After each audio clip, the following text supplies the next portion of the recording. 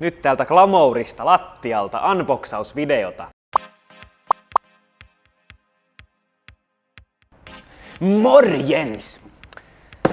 Tällä kertaa, en mä halua sanoa tällä kertaa, joten sanotaan tänään. Noin, nyt on käytetty molemmat. Meillä on täällä tänään tällainen Acerin Switch Alpha 12, eli 12-tuumainen Acerin tabletti, melko kookas tabletti. Ja kyseessähän on siis tämmönen 2-in-1 laite, eli mukana tulee tämä itse laite ja siihen näppäimistö sun muuta. Kurkataan ensin laatikon sisään ja sen jälkeen hieman tutkitaan laitetta lähemmin. No niin, täältä löytyy itse tabletti. Pistetään se tuohon odottamaan noin. Sitten on pahvia. Itse näppäimistöosa. Setup guide, ohje, lärpäke sekä Acer Offices. International Travelers Warranty Pass. Joo. Eli varmaan jonkinnäköinen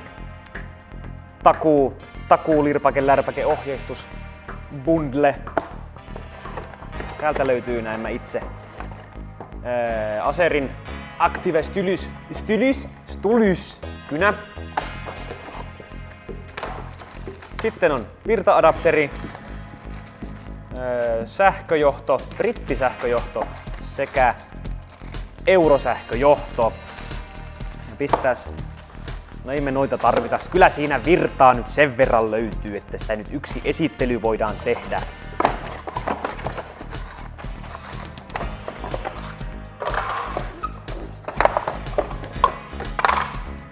No niin. Ja käydäänpä sitten tarkemmin tämän itse laitteen kimppuun. Sieltä löytyy tällainen tabletti.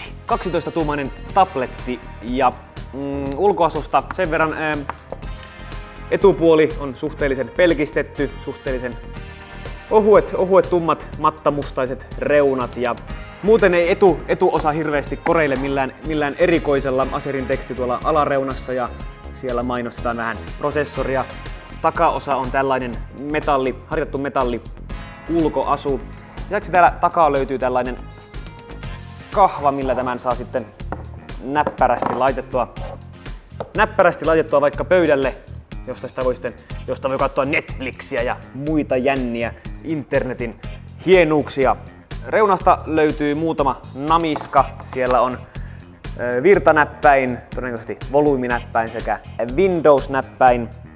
Täältä löytyy todennäköisesti mikrofoni. Tällä reunalla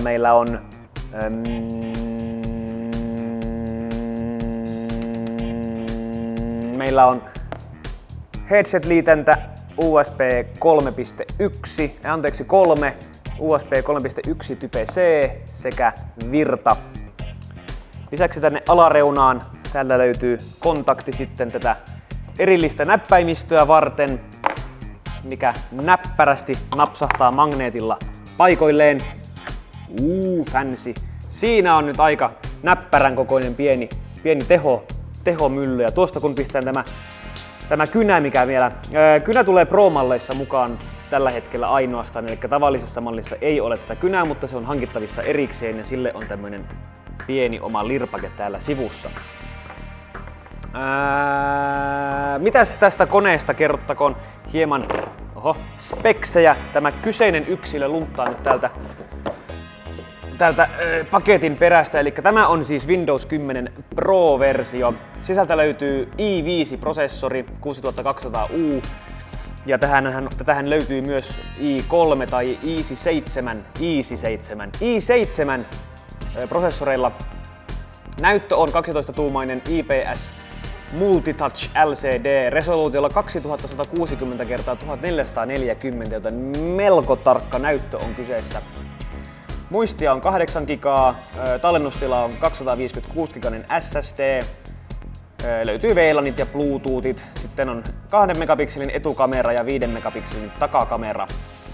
No niin, siinä oli nämä speksit tästä kyseisestä laitteesta ja kerrotaan sen verran vielä tuosta, eli laitehan pidetään viileänä Acerin, pakko luntata nimi, koska nyt juuri tähän hätään, Acerin Liquid Loop jäähdytysjärjestelmä, mikä on eräänlainen nestejäähdytysjärjestelmä, eli siellä on tämmöinen rinkula, missä kiertää sitten nestettä, joka tai lämmitessään höyrystyy ja nousee ylös ja sitten taas jäähtyessään muuttuu nesteeksi ja tulee takaisin alas ja näin pidetään näppärästi tämä lämpötila kurissa ja tämän kyseisen järjestelmän ansiosta tässä laitteessa ei esimerkiksi ole tuulettimia ollenkaan, joten se on erittäin hiljainen vekotin, eikä nyt todennäköisesti kauheasti edes kuumene.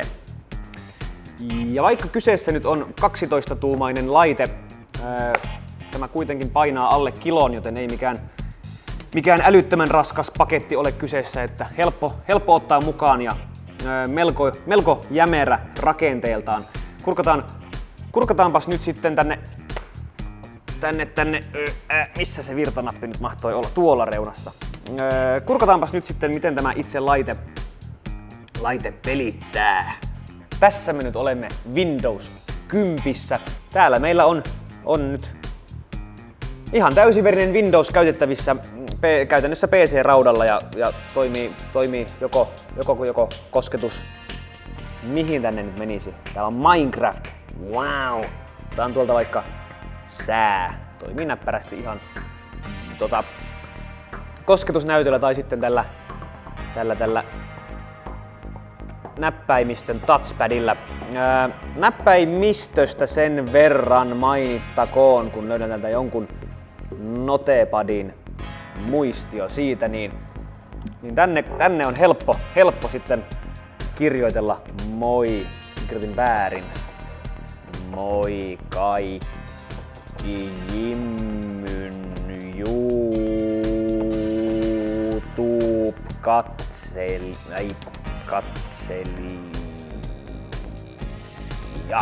Kyllä se on täysiverinen näppäimistö ja osaan kirjoittaa jopa katsejat. Eihän se edes mennyt peleissä oikein. Anyway, näppäimistö on yllättävän mukavan tuntuinen tämmöiseksi. Ja niin sanon, miksi näitä nyt sanotaan, kun tämmöisessä tabletissa tulee näitä erillisiä näppäimistöjä on, niin siihen nähden on yllättävän mukavan tuntuinen ja on kunnon tuntuma napeissa, eikä vain semmoista. Ei, kyllä sitten tiedätte. Ja tosiaan sitten kun tästä päätämme nyt sitten sulkea tuon tosta noin ja todetaan, että nyt lähdetään Juman kautta reissuun, niin siitä vaan laite mukaan ja menoksi. Tosta napataan kynä vielä mukaan sitten kun istutaan bussissa ja tulee hemmetin hyvä ajatus siinä matkan varrella, niin vedetään siitä tabletti auki ja otetaan koko näppäimistö itse asiassa siitä irti nyt hetkellisesti, koska täällä on tämä kahva sitten kun siinä istuskellaan bussissa, niin no kirjoitus nyt sisään sieltä. Istutaan bussissa ja tulee sitten inspiraatio, että nyt on pakko maalata taulu. Miksi täällä on joku hemmetin pesukarhun kuva? Ei tää ole pesukarhu. No niin, otetaan täältä uusi kuvan tuonti.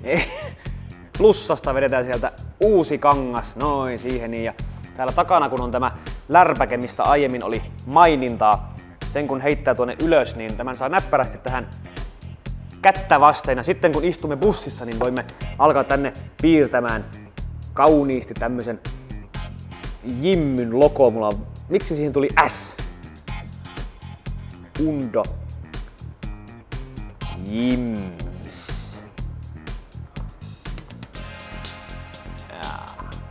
Nyt mulla on pensselit, mulla on siis maali käytössä, eli tämä nyt mukailee täällä nyt sitten maalia. Kyllä on niin maalin näköistä oranssi, koska Jimmy on vähän, katsotaan tosta mallia, eli yläreuna mennään oranssilla.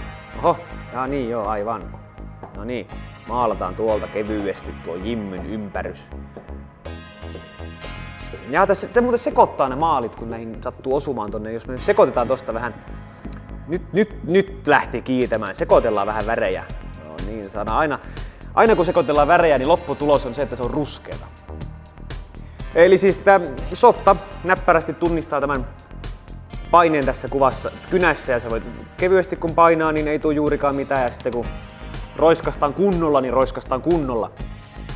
Meidän tästä pääsee pois.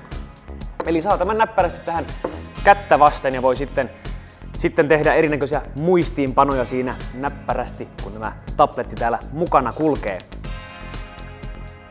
Ja eipä tässä varmaan tältä erää nyt sen kummempaa ainakaan tästä kyseisestä laitteesta, ja eikä minulla nyt sen kummempaa asiaa sitten varmaan ylimääräistä tässä olekaan, joten pistetään tämän video pulkkaan tässä kohtaa ja ensi kertaan. Kiitoksia!